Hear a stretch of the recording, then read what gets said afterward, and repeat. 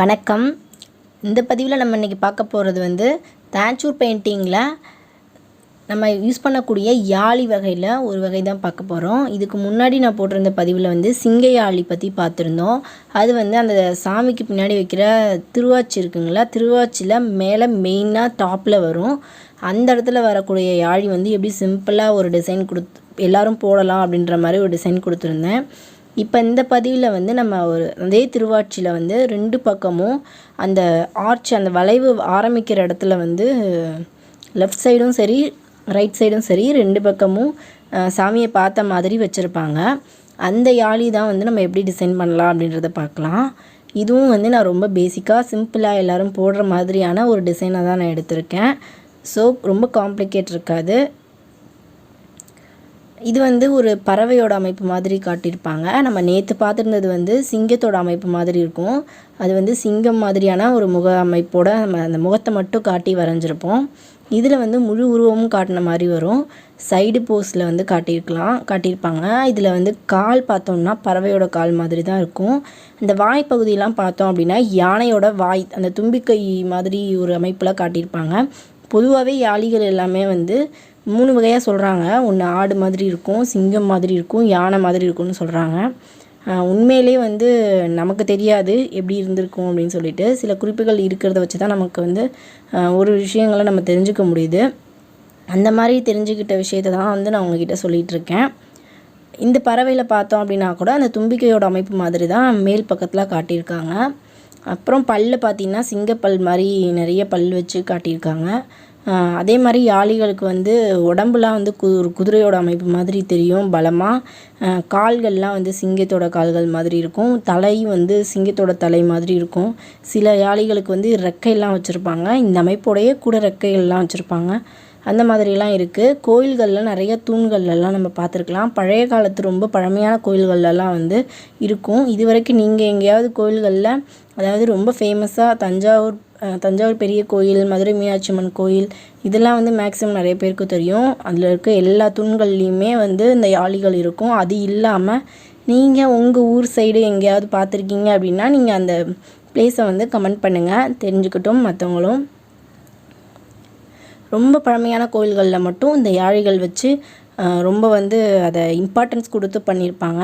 இது என்ன சொல்கிறாங்க அப்படின்னா, யாழிகள் வந்து அங்கே வச்சுருக்க கடவுள்களுக்கு பாதுகாப்பாக அவங்களுக்கு வந்து ஒரு செக்யூரிட்டி கார்டு மாதிரி வச்சுருக்கிறதா சில குறிப்புகள் இருக்குது அப்படின்னு கேள்விப்பட்டிருக்கேன். ஒருவேளை அது வந்து அந்த காலத்தில் வந்து இப்போ எப்படி நம்ம நிறைய போர்களுக்கு இதுக்கெலாம் வந்து எப்படி இதெல்லாம் யூஸ் பண்ணாங்க, யானை குதிரைகள் இந்த மாதிரிலாம், அந்த மாதிரி அந்த காலத்தில் வந்து யாழிகளை அதிகமாக யூஸ் பண்ணியிருப்பாங்க அப்படின்னு சொல்லப்படுது.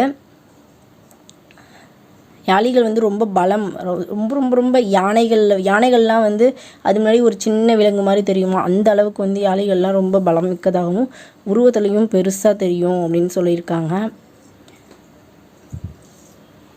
திருவாச்சியில் இப்போ இந்த அன்னம் பட்சி மாதிரி காட்டியிருக்க இந்த ஒரு இதுலேயுமே வந்து நிறைய வகைகள் இருக்குது. நிறைய வெரைட்டியாக டிசைன் போடலாம்.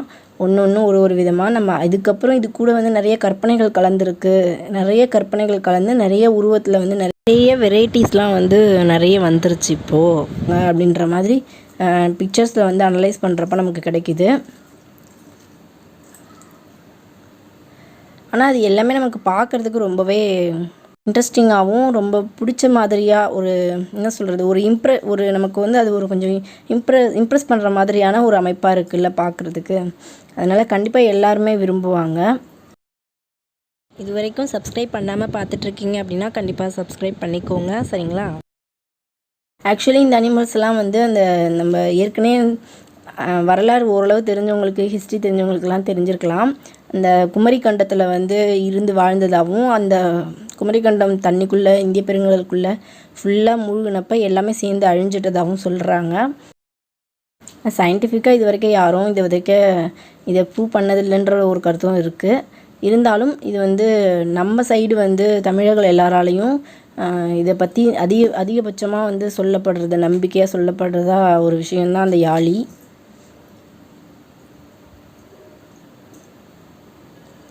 இது வந்து நம்ம பறவையோட ரெக்கை மாதிரி அமைப்பு கொடுத்து அதோட தோகை மாதிரி காமிச்சு வாயில் பார்த்தோம்னா பல்லுகள்லாம் நிறையா வச்சு பற்கள்லாம் நிறைய வச்சுருக்கோம். தும்பிக்கையோட யானையோட ஒரு சின்ன தும்பிக்கை அமைப்பு மாதிரி காட்டி, மற்றபடி வந்து உடம்பு கால் பகுதியெலாம் வந்து பறவையோட அமைப்பு மாதிரியே நம்ம காட்டியிருக்கோம். இதுதான் வந்து இப்போ இன்றைக்கி நம்ம போட்டிருக்கிறது. இதுவும் வந்து 1 இன்ச்சுக்கு 1 இன்ச்சு தான் வந்து நான் ஸ்கொயர் பாக்ஸ் எடுத்திருக்கேன். அதில் வந்து ட்ரா பண்ணியிருக்கேன். நீங்கள் எந்த அமைப்பு போடுறதா இருந்தாலும் அந்த இடத்துல ஸ்கொயர் எடுத்துகிட்டு அதில் இதை பேஸ் பண்ணி வரைஞ்சிங்கன்னா வந்துடும். நம்ம இன்றைக்கி பார்த்த ஸ்கெட்சும் கூட நீங்களாக கஸ்டமைஸ் பண்ணி யாரெல்லாம் ட்ரா பண்ணுறீங்களோ அவங்களுக்கு ரொம்பவே ஹெல்ப்ஃபுல்லாக இருக்கும். நீங்கள் யூஸ்ஃபுல்லாக இருக்குதுன்னு நினச்சிங்கன்னா வீடியோவுக்கு வந்து மறக்காமல் ஒரு லைக் கொடுங்க. வேறு ஏதாவது சொல்லணும்னு நினச்சிங்கன்னா கமெண்ட்டில் சொல்லுங்கள். சப்ஸ்கிரைப் பண்ணாமல் பார்க்குறீங்கன்னா சப்ஸ்கிரைப் பண்ணிக்கோங்க. மீண்டும் வேறு ஒரு இன்ட்ரெஸ்டிங்கான பெயிண்டிங்கோட சந்திக்கலாம். நன்றி.